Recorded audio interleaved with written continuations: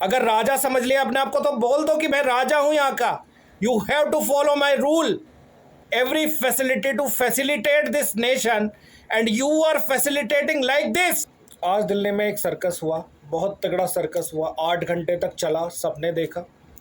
ये सर्कस जो हो रहा था वो इस चीज़ को लेके हो रहा था कि दिल्ली पुलिस मना कर रही थी एफआईआर करने से, क्योंकि वो कह रहे थे कि ऊपर से आदेश है कि हम एफआईआर नहीं लॉन्च कर सकते। रिक्वेस्ट करने वालों में इस बार सिर्फ वकील ही नहीं थी, राहुल गांधी भी थे।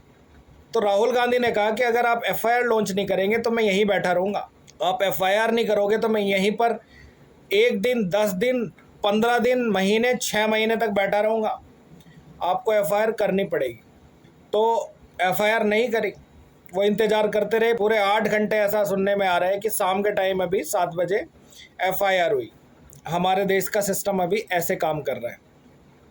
बिहार में AK-47 चल रही है और दिल्ली के अंदर पैलेट गन चल रही है, और पैलेट गन जो चल रही है उसकी एफआईआर लॉन्च नहीं हो, ताकि ये रिकॉर्ड में भी ना रहे कि पैलेट गन चली थी। जिन बच्चों की आंख चली गई, जिन बच्चों की पैलेट गन की वजह से इंजरी हो गई, उनके साथ न्याय कैसे होगा?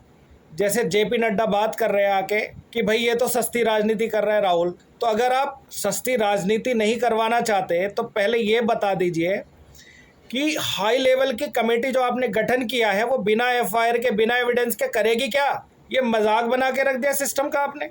मतलब नेता प्रतिपक्ष बैठ के 8 घंटे धरना देगा किसी थाने में, तब आप एफआईआर लॉन्च करोगे?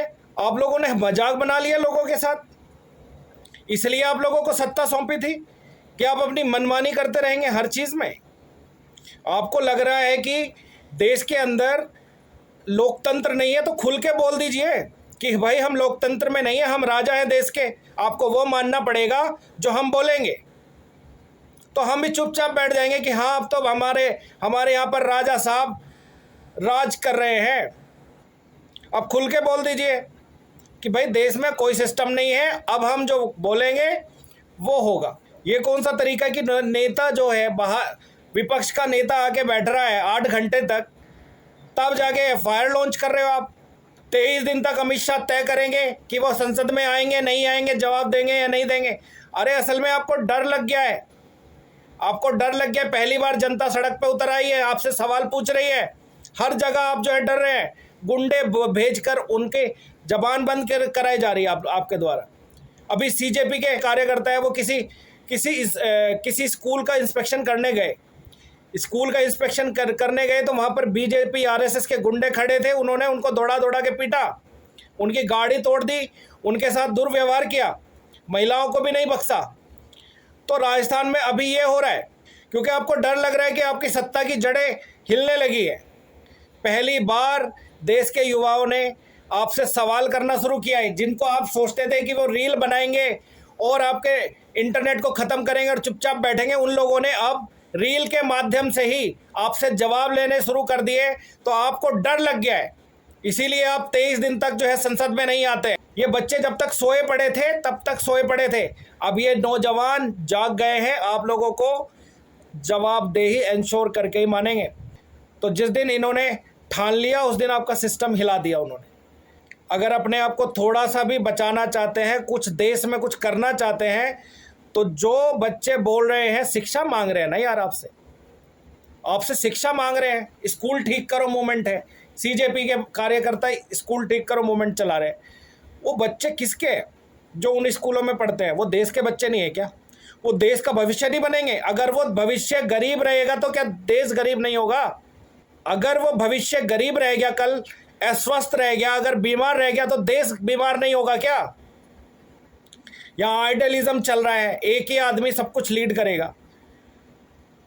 असल में तो ये आइडियोलॉजिकल प्रॉब्लम चल रही है आपकी।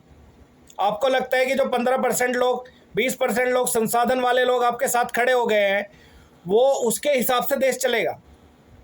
अगर ऐसा हो रहा होता तो 12 साल में आप भी देश को ऊंचाइयों पे ले जा चुके होते ना। तो आप ये मान लीजिए कि मिस्टेक है आपकी ऐसा सोच। जब तक सार्वभौमिक विकास नहीं होगा, सस्टेनेबल डेवलपमेंट नहीं होगा, तब तक देश का कोई भला नहीं होगा। अगर बेरोजगार जनता बैठी रहेगी घरों में तो देश का यही हाल होगा और अराजकता बढ़ेगी, अनसर्टेनिटी बढ़ेगी, अनरेस्ट बढ़ेगा। And this is the reality and you have to admit that. अगर राजा समझ लिया अपने आप को तो बोल दो कि मैं राजा हूं यहाँ का। You have to follow my rule. I am the ruler, I am the king, you should say. इसलिए मैं माफ कर देता हूं किसी को भी। You have each and every facility to facilitate this nation and you are facilitating like this. तो दोस्तों, आप लोगों की जो भी राय है कमेंट में बताइए, डिस्कशन कीजिए। हमारी किसी भी बात से अगर आपको कोई खेद है तो प्लीज़ कमेंट में आके बोलिए। हम आपकी सभी बातों का जवाब देने की कोशिश करेंगे। जय हिंद, सत श्री अकाल।